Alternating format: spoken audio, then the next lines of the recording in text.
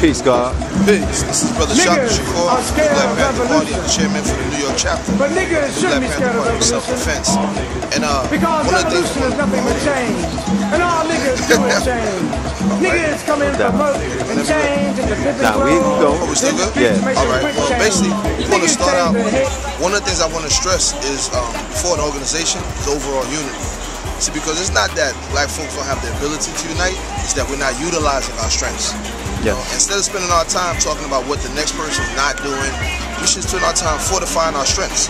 Like, I'll give you some examples from my observation. For instance, the Panther Party has always been known for on-the-ground programs, defending us against outright racist attacks. That's a strength we have. You know, survival programs, like we do food, clothing, we do medical programs, we built a couple of independent schools. That's a strength. Yes. The Moorish nation, on the other hand, the law. These brothers and sisters are spectacular with the law. That's a strength. See, and if we would all just focus on our strengths and attack this enemy with our strengths, we would be unified. And I really want to backtrack a little further and stop saying we need to get unified, because we are unified. We're unified in our oppression. We're unified in our struggle, and we're unified as a people. The only problem with us is we don't utilize our unification. So we don't have to look for it, we just have to put it in action. That's one of the biggest things, I think. Economics is very important. We need, at this point right now, since the Reconstruction period, we are the strongest we've been in a minute. And this has nothing to do with the so-called black president. This is about us. We have all the people in all the places that we need to be right now. But we have to stop quarreling one another. And the one way we can basically stop quarreling one another is to ask ourselves, how did we start quarreling one another? Where did this come from? You know, we look at the arguments between people who deal with the science of Kemet, and people who deal with Islam, and black people who deal with the Hebrew Israelites, etc. But really, all that is not necessarily, it's important in individuals' lives, but in the movement, that's not important. Unless you're bringing it to the movement to help the movement. As a whole. As a whole, right. It's not about who's is this, that. You know, Dr. Khalid Abdul Muhammad used to always stress the great line of divine, and how all of these things fall on the shoulders of other things. Like, there would be no new Black Panther Party if there wasn't an original Panther Party. There would be no original Panther Party if there wasn't a Nation of Islam. If there wasn't Nation of Islam, wouldn't exist if you didn't have Noble Drew Ali. Noble Drew Ali wouldn't exist if there wasn't a Garvey movement. Everybody rests on someone else's example. So what you do is we've been taught in the New Black Panther Party not to quarrel about the differences, but to gather the strengths. Gather the strengths, because in the New Black Panther Party, there is a rumor that we're all Muslim, which is totally out of this world. We comprise of everyone across the nation, because we know and understand it's going to take all black people to come together to get us out of this. It's not going to be one group of us. It's going to take all of us. You know, we've seen the attacks on people like Malachi Z. York, Move, the original party, etc. So we know that this enemy, this white man, is very, very good at isolating us and destroying us. But if imagine if a Malachi Z. York, for example, whether you agree with his philosophy or not, let's just take it as a group of black people. Now imagine if these original people, the day they were going to be attacked, could have called out to, let's say, the Nation of Islam, the Panther Party, and other armed groups that understand the need for armed defense to defend them. See, it would have made it harder for this white man to move. Let's say when 1985, when they dropped the bomb on Move, that nobody talks about. Could you imagine if the Nation of Islam and other organizations that are really strong like that would have merged, you know, just submerged themselves in that issue? We wouldn't have that atrocity would have never happened. What about Katrina? I'm going there too. Oh, okay. Katrina. The new Black Panther Party is one of the groups that went down. We actually went down to Katrina. You know, we had buses, we went and got our people. Malcolm X Grassroots is another group that on the ground here in New York and other places were using their strength, and other groups, Nation of Islam.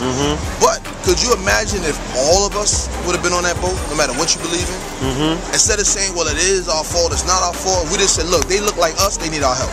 And we'd have all got involved. And, you know, whatever level your struggle is, if it's a spiritual struggle, then use your spiritual strength to get us out of this. If it's an educational, you believe it's education, then use your educational strength.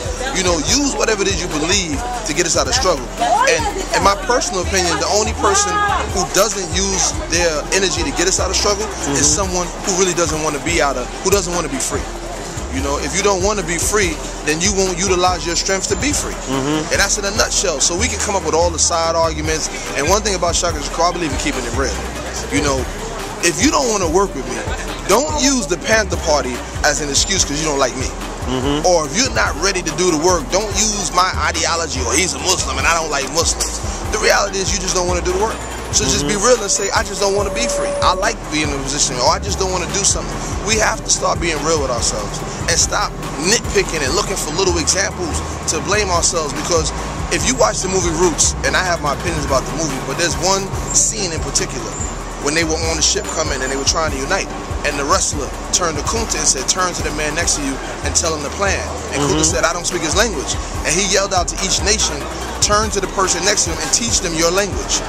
And then he turned to Kunta, and Kunta said, well, they don't even know me. We're not brothers. He said, all men in chains are brothers. Yes.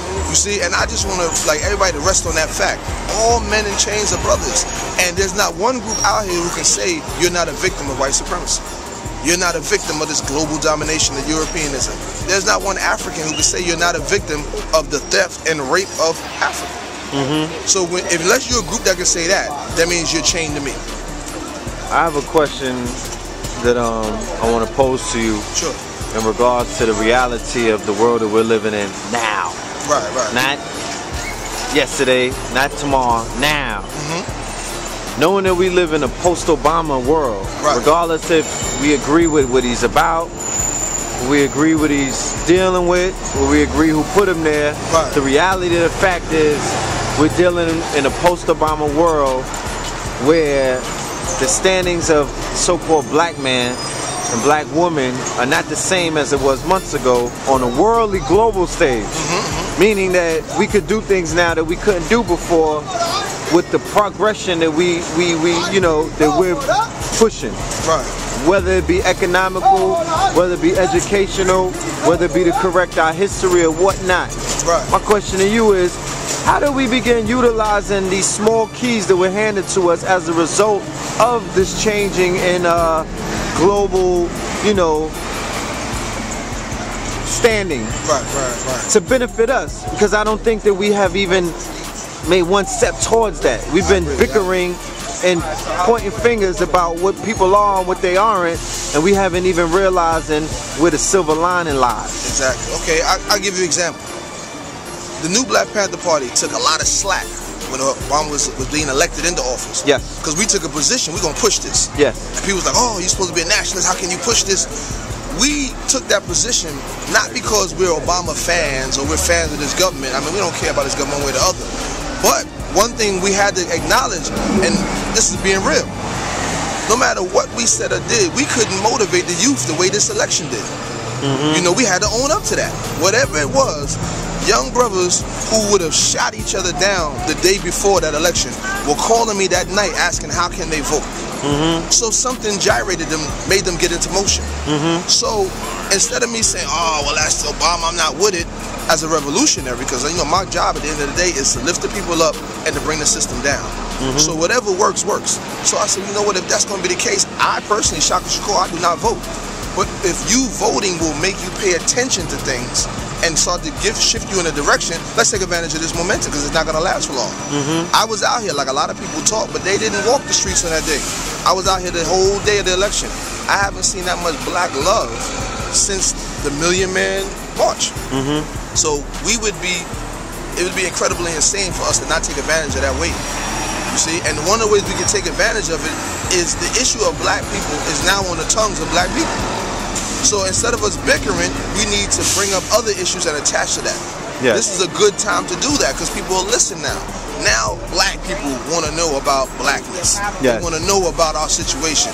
I just came from the Senegalese consulate, which by the way has moved to 125th Street on the heels of this whole Obama thing. You see, we used to have to go downtown and talk to these brothers and sisters in the embassy downtown. Now, because of this new fervor, the new interest in blackness, they moved their consulate up to 125th Street. See, so we have to be aware of that and take advantage of it. It's like a window, it has a small opening. And we have to jump on it any way we can. Education. Like it or not, I like the fact that a black family is in office. See, it's not a black man with a white woman, you know, or a light woman. It's a black man with a black woman with black children. So if we can't do anything, erase the politics, use that as an example to the young brother who just had a child and doesn't understand what a family is. You can give him that example. To the young woman who was called a bitch or a hoe day before yesterday, you can give him Michelle Obama. For the little girl who goes to school and feels kind of, you know, awkward because she's not dressed in the tight clothes and all that, you can turn and say, well, look at Obama's children. They don't dress like that. Use that the same way we use The Godfather or American Gangster or these other things as images to propel us to do negative. Then we have to capitalize on this image to propel us to do something worthwhile. I want to believe that we're not even conditioned to accept any kind of hero archetypes in our lives. We're not. We hug the villains. Yes, we You know do. what I mean? We love the villains, and we think the heroes are only fantasy. Exactly. But the villains are real life, and you can't be